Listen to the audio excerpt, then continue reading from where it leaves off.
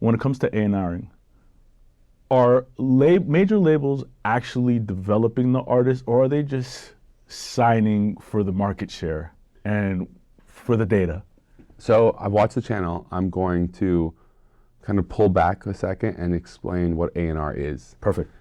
So A&R is artist and repertoire. That's what an A&R is. And I feel like there's a lot of misconceptions about what an A&R does. And I'm going to speak in general terms from the perspective of a major label. Perfect. There's labels, distribution companies, we'll get into that later maybe, but an A&R at a major record label is like a talent scout. Well, answer, what's repertoire? We know what artist is. What's repertoire? It's the catalog from an artist. It's the music that the label is signing as a partner of. And so you're really the point person for the record label to scout talent. Now, you can scout talent by going to shows and saying this is an amazing show and I want to sign this artist.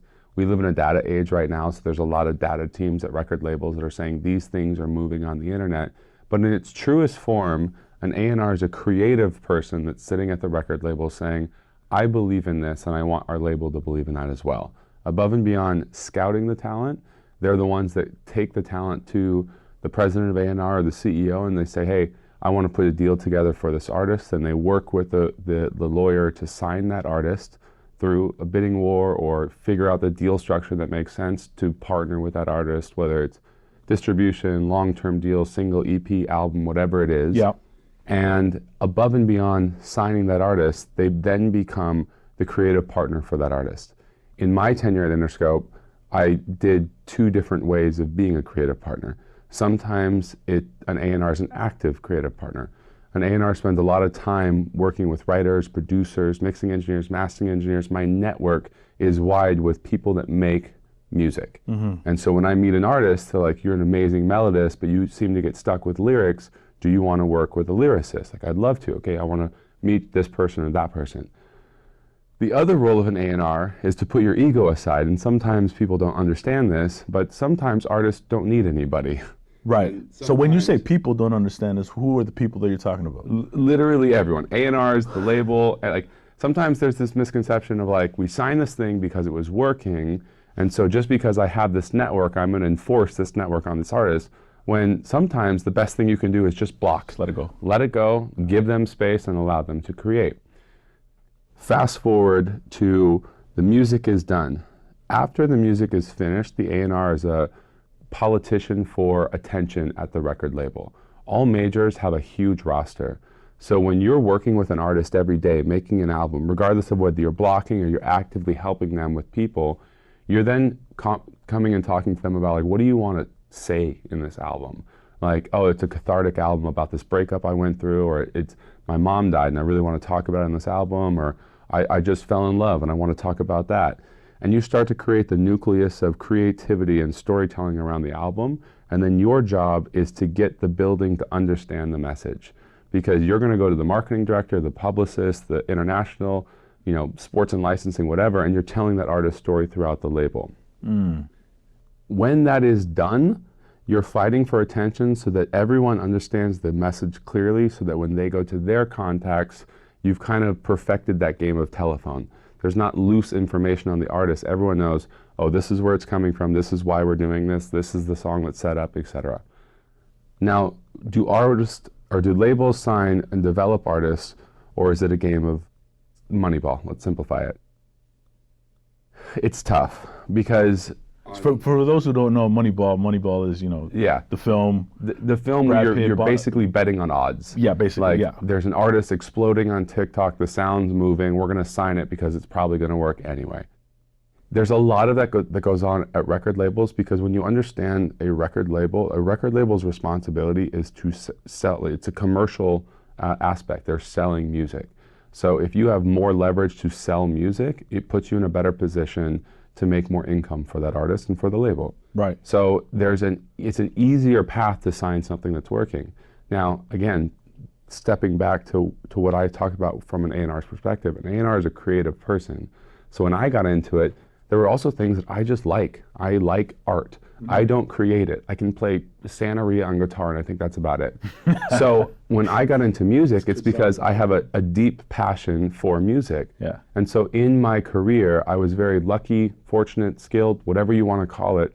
I had success as an A&R where I started to prove myself, and there were shots that I could take as an A&R where I said, hey, I want to sign this artist. There's no data. I love it. I want to help develop it, and I'm going to exhaust my time resource from the label. You guys have employed me, so it's going to be a time suck from your employment to me to develop this artist. Okay. And you kind of see both.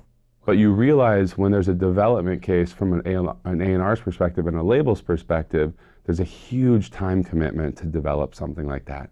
And now you're seeing some artists that early A&Rs took stabs at or involved themselves with. Like, let's use this last calendar year as an example. Charlie XCX is like 6 albums in at this point. She's had success in the past. This isn't her first taste of success. Sure.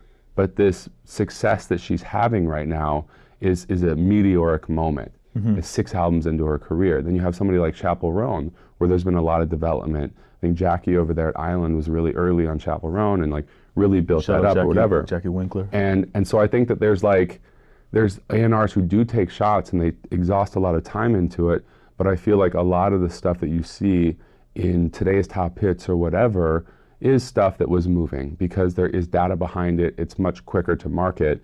And whether or not the A&R started with that or they started 6 years prior, 6 albums prior, there was time and effort put in by somebody. And we'll get into management in a second because I think the manager is starting to take one of the roles of the modern A&R right now, but we can talk about that later. So long answer to your question. Which is what we want. No, for sure. And then now simplified is labels do go after a lot of data-driven signings right now, specifically from the major side, because they're trying to capitalize on their leverage. Even right now, in 2025. In 2025. And let me also take a step back and explain like why. I talked to you about what an A&R is. Let's talk about what a record label is. A major record label is a nucleus of individuals who have a vast network and a specialized skill. So if you look at any major record label, they're going to have a marketing department, a publicity department, or someone who runs independent publicity who oversees it. They're going to have an international marketing department. They'll probably have some sort of film and TV licensing department. They'll probably have some sort of brand department, or they'll tap into an internal Universal or Sony or Warner brand department. And when you start to understand that there's specialized people with a network, a lot of those specialized people can only tap into their network when there's leverage. Right? So if you are pushing for the new Coca-Cola commercial, they're looking for something with extreme momentum or a massive song. If I'm the brand rep at Interscope or the brand rep at Warner, I'm looking at the catalog of music at the label saying what has the most momentum that's going to help me land this sync with Coca-Cola.